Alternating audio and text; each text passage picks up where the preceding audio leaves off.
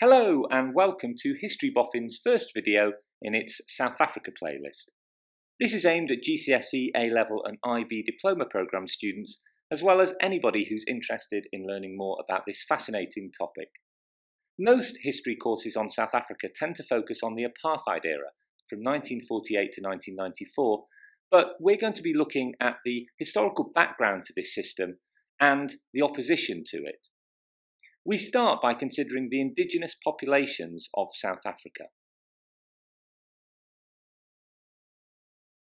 As Leonard Thompson rightly states, Southern Africa was not uninhabited when conquered by whites, and its population was not some metaphorical tabula rasa, a group without society and culture just waiting for the white colonisers to bring them civilization. In fact, Thompson argues it was the strong political, social and cultural systems in place amongst the Bantu-speaking peoples of South Africa that led to such hatred of the new order imposed by the Afrikaners and the British in the 18th, 19th and 20th centuries. The indigenous peoples of Southern Africa can, somewhat simplistically, be divided into two groups. In southwest Africa was a group now known as the Koisan. These people were descended from the earliest inhabitants of the region and were described as short, wiry and brown-skinned. The Koisan people were in turn made up of two groups differentiated by their way of life.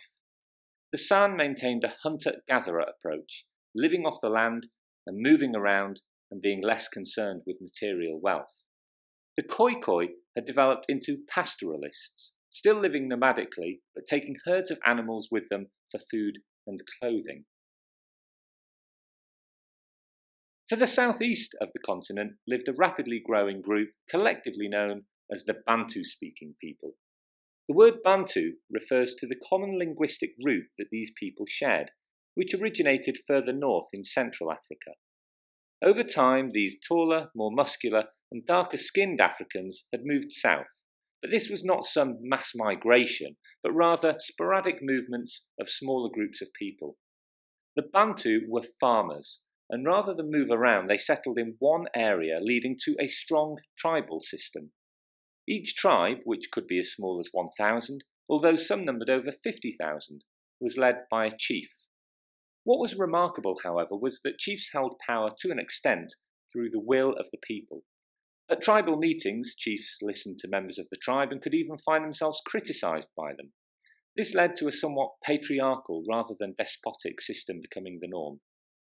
Violence between tribes was limited to cattle raids and to small set-piece battles until the 19th century, while moving between tribes was very common due to the shared linguistic and cultural roots, and also encouraged because chiefs regarded their own power as intrinsically linked to the number of both cattle and people under his control.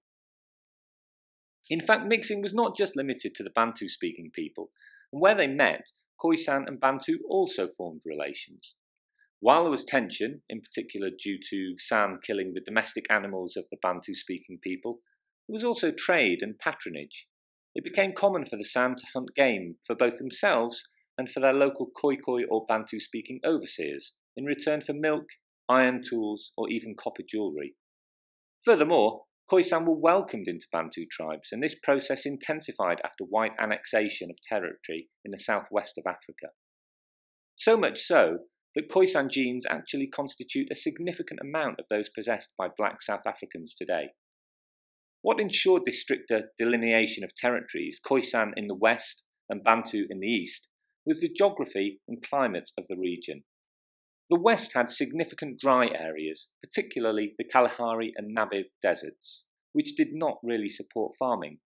The east, however, was wetter and more luscious, and therefore there was no real desire on the part of the Bantu-speaking people to encroach too far west into the territory occupied for centuries by the Koisan.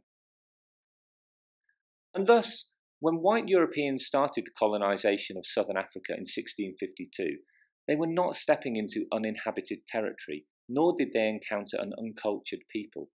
The concept of a tabula rasa, a blank canvas on which to imprint European culture, developed out of the sense of superiority that Europeans brought with them, and their ignorance or disdain for anything that was non-European, non-Christian, and in their eyes non-civilized.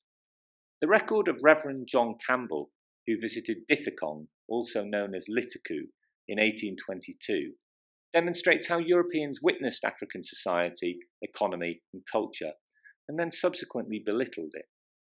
Campbell noted the copper and iron that was possessed by the tribe as jewellery and as tools, and then surmised that it must have come from Portuguese traders in Mozambique, failing to recognise the indigenous capacity for metalcraft and the extensive trade that took place between tribes. He also compared the tribal tradition of passing down customs and history verbally versus the European use of words, and saw little value in the former.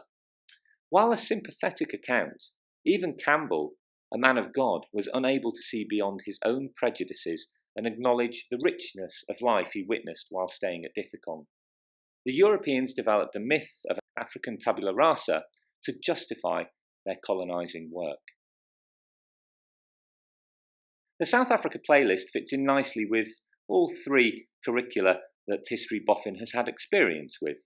There are the 4, 6 and 10 mark questions from Paper 1 of the Cambridge International GCSE course, the source-based and essay questions in Paper 2 of the EdXL A-Level course, and the source-based questions of Paper 1 and the essay questions of Paper 3 in the IB Diploma programme. Sample exam questions will be provided from time to time, allowing you to take what you learn in these videos and use it to practice for the exams.